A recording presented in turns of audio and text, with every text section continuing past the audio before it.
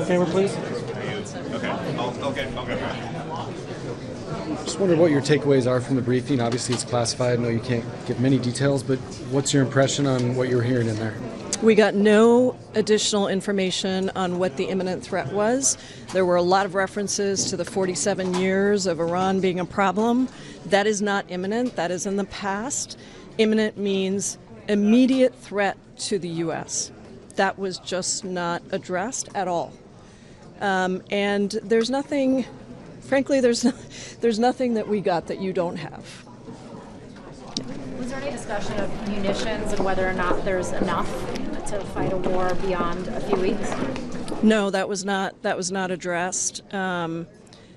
But it's unclear how long this is going to be going on. I mean, this is definitely not a couple of days. They've been talking about 4 to 6 weeks publicly. But I have a hard time believing that that's all it's going to be. And I also think that there was very clearly, once again, nothing to the strategy of how we are thinking about this, other than, some, frankly, totally inadequate responses on what the real threat was.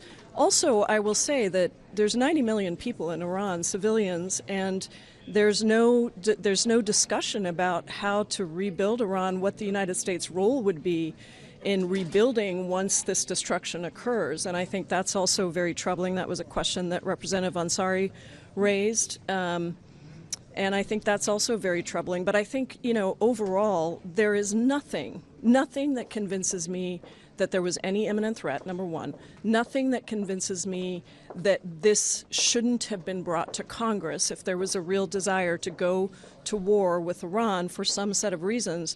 That should be debated. And one person saying that, in his opinion, this was the right thing to do is the tradition that we broke with of monarchs and kings making singular decisions to take their countries to war. That was what the founders debated and put into the Constitution to provide authority to Congress and Congress alone to make that decision. And we've already lost 6 people. It's been publicly stated, and it was stated in there again, that we will lose more. That's not just the way it is, as the president said. That is exactly the reason that Congress needs to be thinking about this, because the lives of our troops are very valuable to us, and we need to make sure we are assessing when we send our troops into war and taking that with the utmost seriousness that a congressional debate about this would allow for, but not a singular person deciding that it's time to go to war. Thanks, everybody. Based on the questions that were asked in there, do you feel there are any Republicans who have real reservations about this?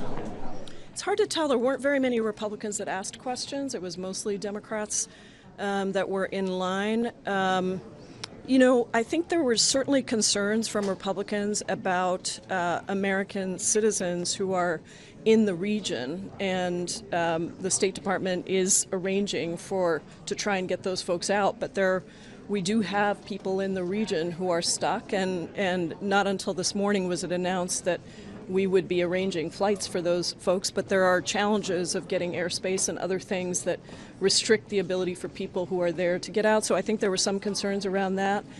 There was a question about AUMFs, but it wasn't clear to me what the exact question was. But not very many Republicans asked questions, and it was only an hour briefing. I mean, it's still going on, but I didn't feel like I was going to get anything that was of importance, so I'm leaving. But there were lots more Democrats in line to ask questions. Congresswoman, today Homeland Security Secretary Kristi Noem said that the homeland is less safe because DHS is still shut down, and now we've got this maybe war with Iran. Do you agree with that assessment? Does it add urgency to reopen DHS? No. Kristi Noem has done such a terrible job of managing DHS and ICE and CBP, and the reality is we have a crisis right here at home on our streets with U.S. citizens being murdered, with people being detained without due process. Courts are ruling against DHS, and Kristi Noem has actually taken agents who should be working on critical security threats and assigned them to immigration. So there is a lot that is a problem. She's coming before us tomorrow. I'm sure we'll have a chance to ask her some of those questions tomorrow. Are you not worried that more shooters like the Austin